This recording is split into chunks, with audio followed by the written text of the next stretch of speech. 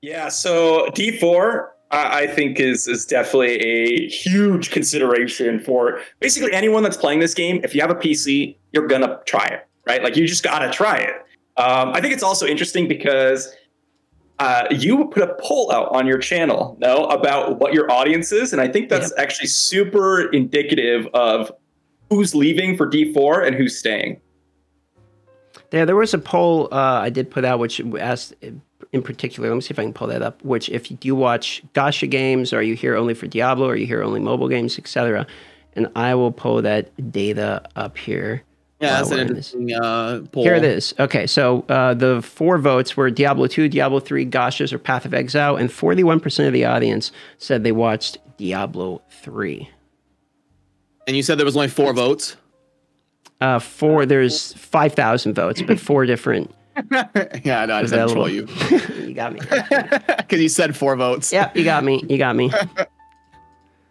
Yeah, I guess there's also an argument to be made for Path of Exile 2, because I think Path of Exile 2 is going to be trying to be like Diablo Immortal with the cross-platform PC, and Path of Exile has a good following of that hardcore PC gamer following that Diablo 4 is trying to get into their game. So, yeah, I think Diablo Immortal is going to have a lot to compete with in the next year and a half or so.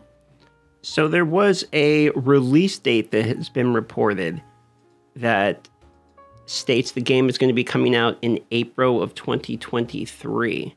What do you guys think about that? I think it's a joke. I've been saying this since like before we even started doing Diablo Immortal.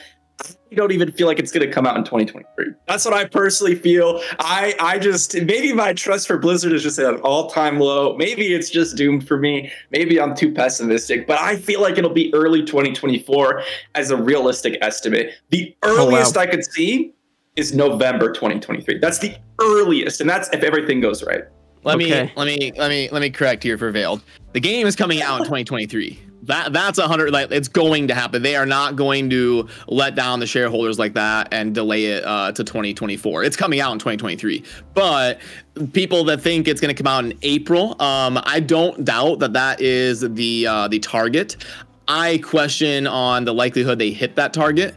I believe, like Veiled, that the most likely release date is going to be November of 2023. Blizzard likes to release their big games in the window of April or May, or later around the holiday season, as you know, kids have more time to play and people are on more vacation, and coming into the holiday gift season where everybody buys Diablo 4 for friends and stuff. So I guess it'll be November if you put me on the spot to pick a date. So you're saying it's not coming out for my birthday in January? Absolutely not. There might be a beta in January.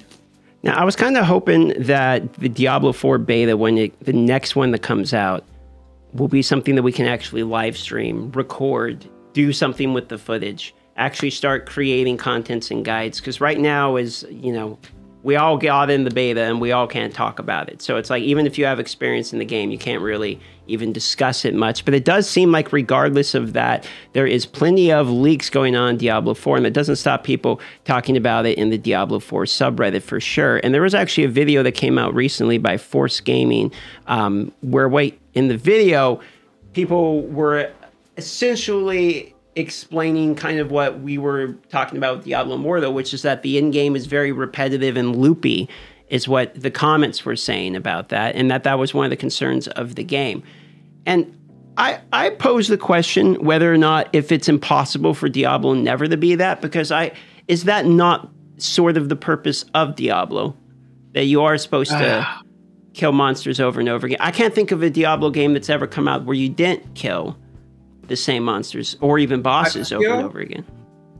I feel like this is not to get like political, but I feel like this is like a generational type thing, because and I say that, and like, I'm the youngest of the group, so but when I played MMORPGs like RuneScape, right, you're gonna sit there and you're gonna bury your bones for 15 hours straight. You're gonna go and cut the same tree for 40 hours straight. That's just what it was, and that was fun. That was like the whole point of the game. And or if I play Guild Wars 2, guess what? Played the same farming spots, hundreds of hours. World of Warcraft, Final Fantasy, all of it was just the same raids, same dungeons, same thing over and over and over again. And the point of the game was to progress.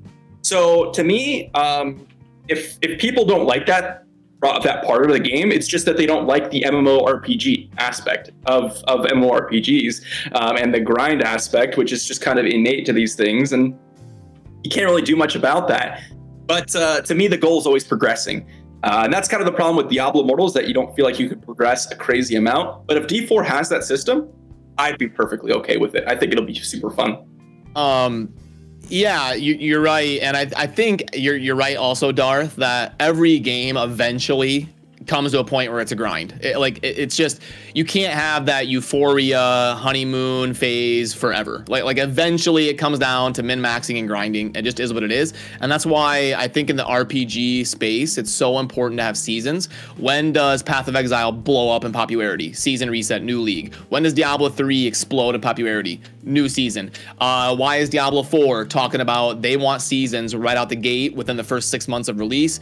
Because they know it's going to increase popularity every single new season. So I think because of that, you're going to need fresh resets. And I think it's why it's really tough for Diablo Immortal to keep a long-term sustained trend upward for popularity, because there are no seasons in Diablo Immortal. So you're just going to have that attrition of people that get bored of what Veiled talked about, the people that don't like burying bones for 16 hours. Eventually you're going to lose those people.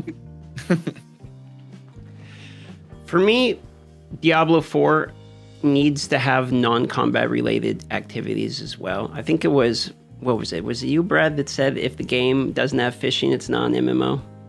Yeah, I've always joked because people always wonder, like, is Diablo Immortal an MMO or an RPG, and which one does it scale towards? And I was always like, you can answer this question very easily. In New World, you can fish. That's an MMO. In Diablo 3, you can't fish. That's an RPG. And then what's funny is Diablo Immortal wants to add fishing, I think.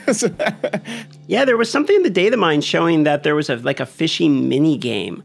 And there's a lot of weird things that are in the data mine. And sometimes I guess it's kind of hard for him to actually look at the information because it's based upon an older game. Like they kind of took the skin off of an older game, but the skeleton structure is still in there.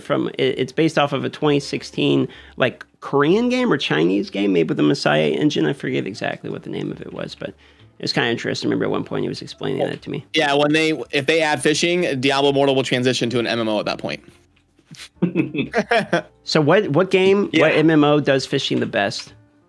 It was kind of fun in New World. It was kind of fun. It was good in New World. What were you going to say, Bill?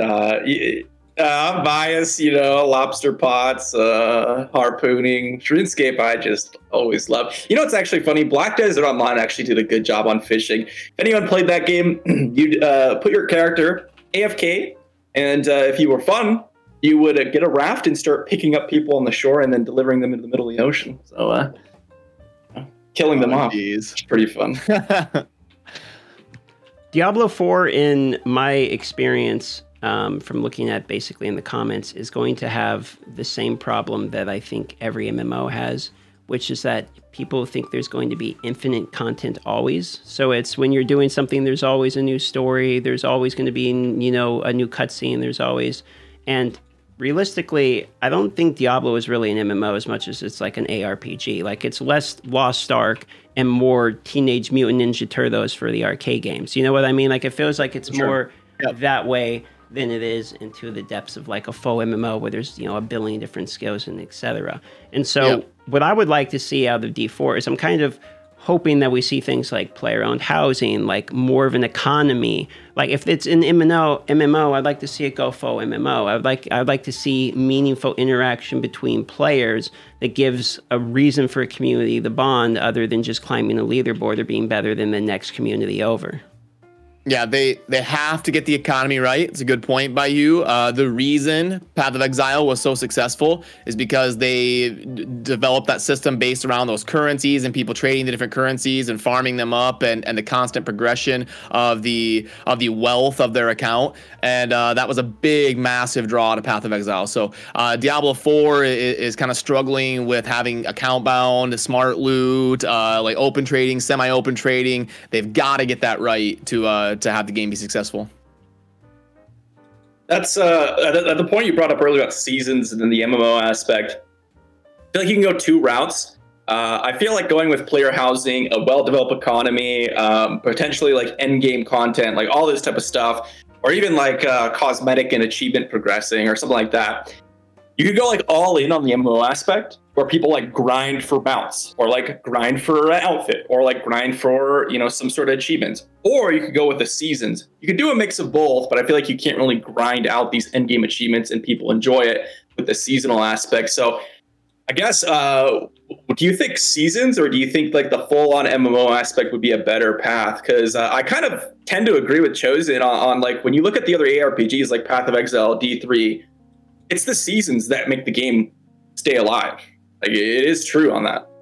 Yeah, I mean, I don't know if you're asking me or Darth, sorry, but I'll jump in and keep it flowing. You know, I think like if I'm the designer of Diablo 4, I embrace seasons, and then so I would lean more towards that ARPG style, and I would have like in town, I would have like a massive like leaderboard where it shows like the clan rankings for the previous seasons and the top players on each class from the previous seasons, and I would really honor the previous seasons like in town and make that something that players really strive for, to have their name like etched in history, something like that, and then try to, you know, keep the game fresh and add new content every 3 or 4 months with a new season where everybody resets and competes to fight for that like town square spot.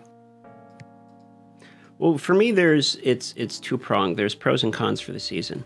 So the pros for the season is it's almost like having the Marvel multi-dimension. You can write in whatever you want. You can have, this is the season of this is the season of this. You can make the content easier, I feel like, and have the same thing, have more meaning repetitively because it's a new season, etc. And then you can refarm sort of the beginning experience of the game over and over again. And quite often the beginning experience of games for people are their very favorite. But the problem with seasons for me is it breaks up communities, because like very often people are like, I don't want to play a new season, or I don't want to play a hardcore on this season, etc. So then that's never really been a problem in Diablo before, because what we had before was Diablo was, you know, a game where you invite a player into your lobby or whatever and you go play with them. But if they're going faux MMO with it, having like, oh, this is a new season server, this is season 1 server, season 2 server, season 3 server, or having this is a hardcore only world, this one, etc. I could see it breaking up the community very quickly. And what I would prefer is that where all the players are on the same server somehow. And maybe if their characters were seasonal based, where it's like, oh, I can tell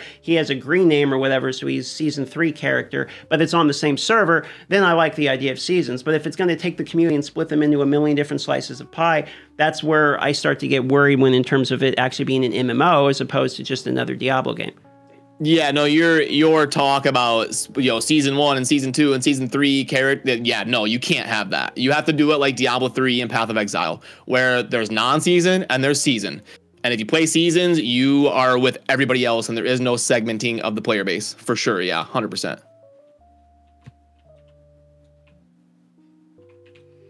Well, that's my kind of answer to the question. In terms of when it actually comes out, April, I didn't think sounded that unreasonable. I was thinking like, what, there's been a beta. They'll probably do one more beta, which will probably be what, like 2 months or something. Then the game launches. But from what I understand, there's a lot of things that aren't in the game yet, and it's still kind of rough. And, you know, you think it's not coming out in April. You think it's more November, eh? Yeah, I mean, don't get me wrong. I mean, I'm a Diablo fanboy. I'd love to see it as soon as possible. You know, so it's not like I'm against the game coming out in April. I also don't want a half-baked product, though. I've seen games kind of ruin themselves by coming out too soon. Diablo 3 actually did this. It was horrible on release, and Diablo 3 never lost that stigma. Like Reaper of Souls, Diablo 3 now, it's not a perfect game, but it's a good game. It's solid.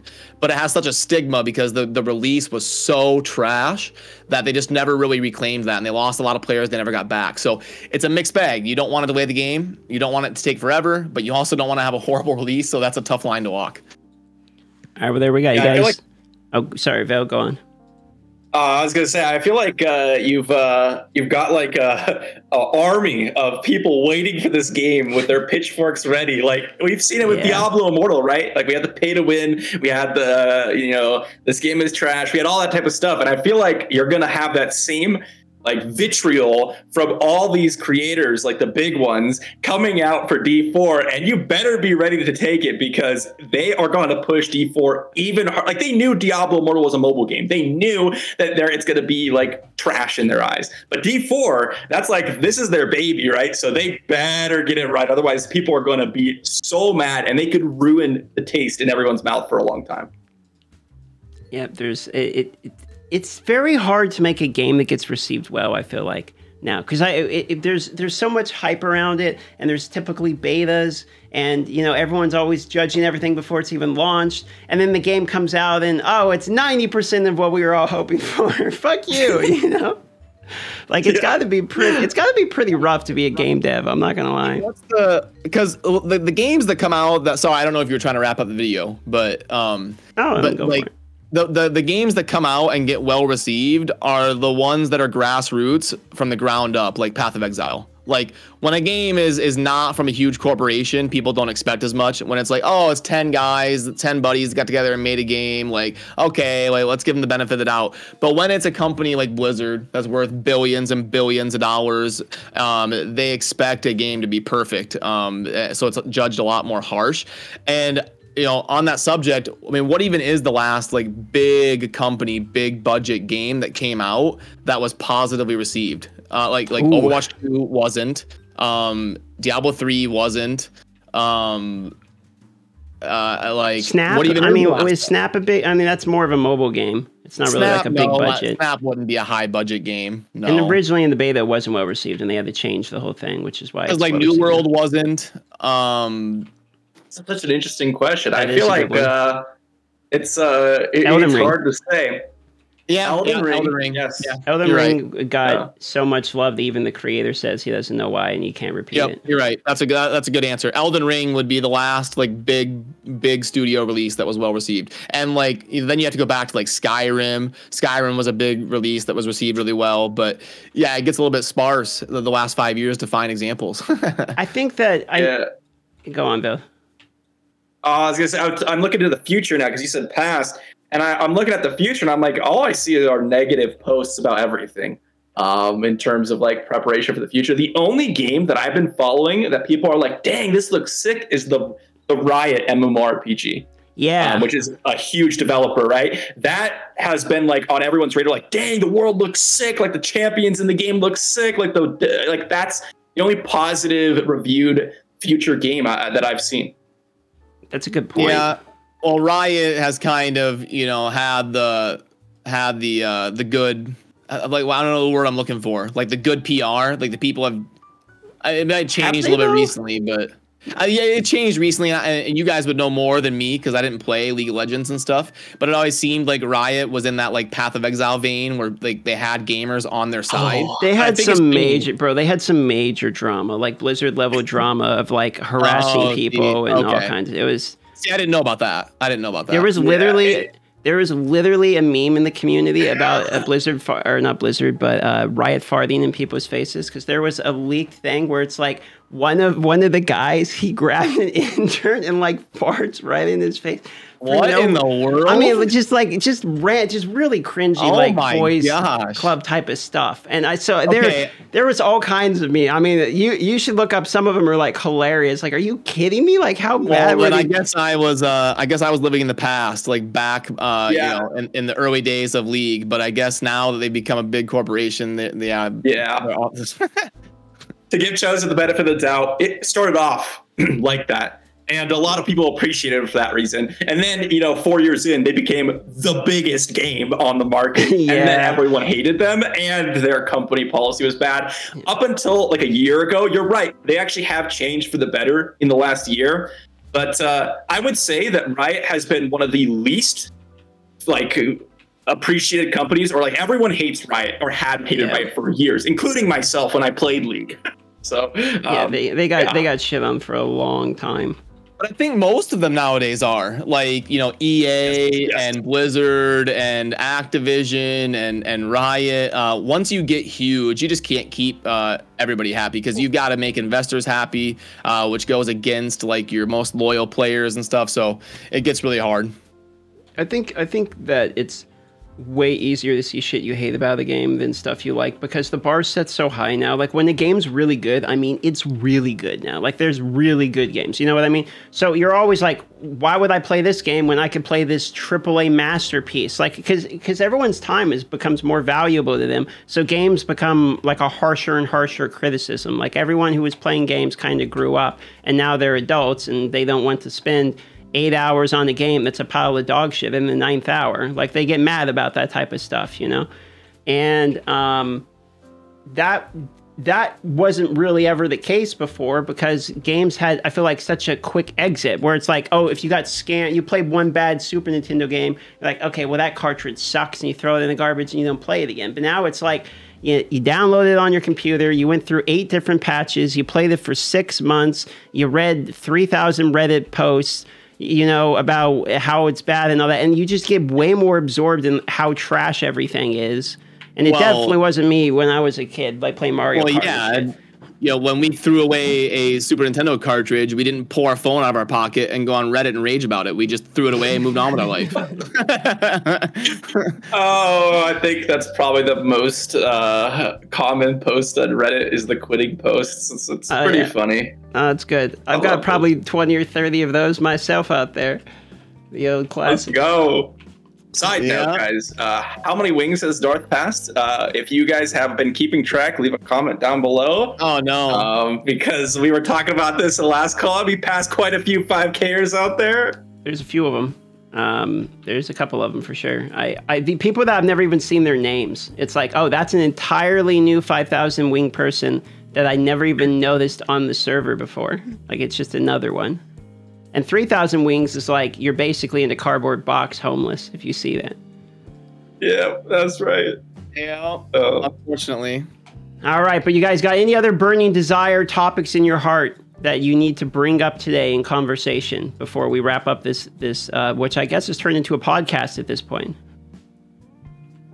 Yeah, it's been fun, but I think one thing I'll say at the end here is that I think all of us are looking towards D4 as our salvation, like all 3 of us. And a lot of people, like as content creators, I feel like the content in that game will be refreshing. It's like exciting. It'll be great. It'll be fun. And I don't know, I think it's just going to be super enjoyable, because let's be honest, like, we didn't create Diablo Immortal content because we hated the game. Like, we never hated the game. It's like we enjoyed the game. It's just that we're looking for more. And we're really not, I don't think we're going to get a whole crazy new thing in Diablo Immortal. Like, I feel like we're past that point. At least that's how I feel. So I'm looking towards D4 and like, okay, let's see what content we can get for that game. And I'm super excited about that. And I feel like all 3 of us are going to be diving into that. I mean, I'm going about it, you know, not as, you know, I think Diablo Immortal took a piece of my heart with it, you know, just because we had such high hopes. We were so young and innocent, and we were like, this is going to be the best thing ever. And it like scarred me. I can't ever believe like that again. So now it's like, I got to wait and see with Diablo 4. I'm not going to let myself get that emotionally invested again to be let down. Yeah, Diablo Immortal is definitely the hardest I've gone on any game launch, like in terms of how many hours I put into it, not just in the game, but like creating content and being consistent with the videos. I mean, Immortal took a lot of attention to do properly, and I'm kind of excited to play Diablo again, because even if Immortal isn't something that we're going to be playing for 5 years or whatever, it did actually make me interested in Diablo again. Like, I forgot how much I like these type of games, like the ones where you're running around like killing the monsters and grinding MMOs, and it was kind of nice to play. And honestly, you know, I feel like this game gets judged on PC like Diablo level, but for a mobile game, it's actually pretty fucking fire. I mean, it's a good mobile. I mean, when you look at it from like, I'm playing this as a phone game, we understand that faux MMOs are few and far between. Like, old school RuneScape's a faux MMO on the phone, but it's literally a PC game first that got ported over in the same server, so it's kind of cheating.